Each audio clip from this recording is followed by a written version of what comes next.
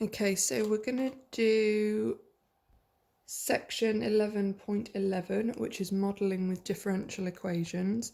You will need the book in front of you online. I'm going to go through example 28 and example 29. So for example 28, the rate of increase of a population P of microorganisms at time t in hours is given by dp by dt equals 3p.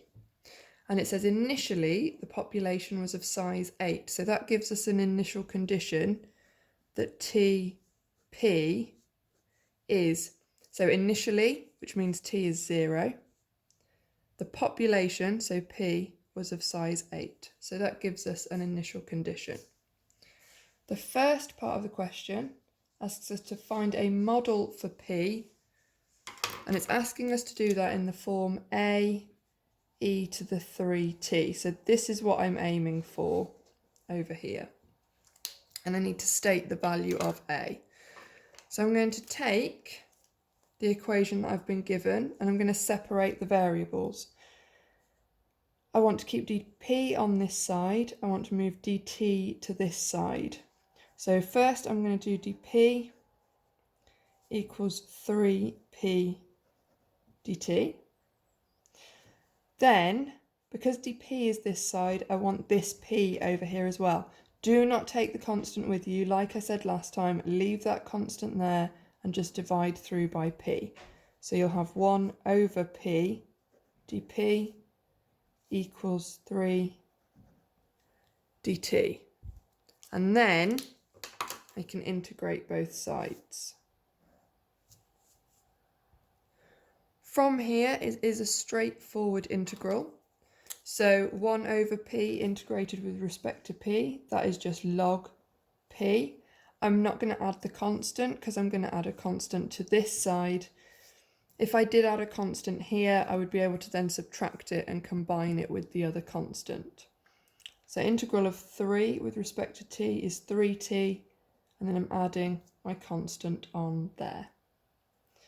I want to make p the subject because that's what we're aiming for. So p, I'm going to raise this as a power of e to the 3t plus c, which I can say is e to the 3t times e to the c. And if we compare, I've got p, I've got e to the 3t, e to the 3t, and then here I've got a constant, here I've got e to the power of a constant. So that is, e is a constant and it's to the power of a constant. So that is what we're going to call a. So I have in fact got that p equals a times e to the 3t. Now I need to find out what a is. So I'm going to use this initial condition. So 8 is p equals a times e to the power of 3 times t, which is 0. E to the 0 is 1, so that's just a. So a is 8. That means my equation is p equals 8 times e to the 3t. Part B says find to the nearest 100 the size of the population at time t equals 2. So for part B, all we're going to do is take t equals 2 and plug it into the equation we just found. So if t equals 2, p equals 8 times e to the 3 times 2. So it's 8e to the 6. And if we evaluate that, it comes out as 3,227.4 something something something. So to the nearest 100, that is 3,200. Part C wants us to find out at what time the population is 1,000 times its starting value.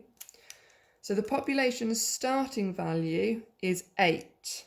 So we want when it's 1,000 times that. So we want when P is its starting value, 8 times 1,000. So we want to find when P is 8,000. So again, we'll plug it into the formula we already found. So 8,000 is P equals 8e to the 3t. And we can divide both sides by 8. So we've got 1,000 is e to the 3t. If we take logs of both sides, so log of 1,000 equals log of e to the 3t, which is just 3t. Then divide by 3, so t equals 1/3 of log 1,000. And if we evaluate that, that is approximately 2.3 hours, or 2 hours and 18 minutes. And then finally, your favourite type of question, state one limitation of this model for large values of t. Because it's an exponential function, it carries on increasing. So the model is predicting that it increases exponentially forever. So one limitation of the model is that that's not very realistic. The population could not carry on increasing in size in this way forever due to limitations such as available food or space.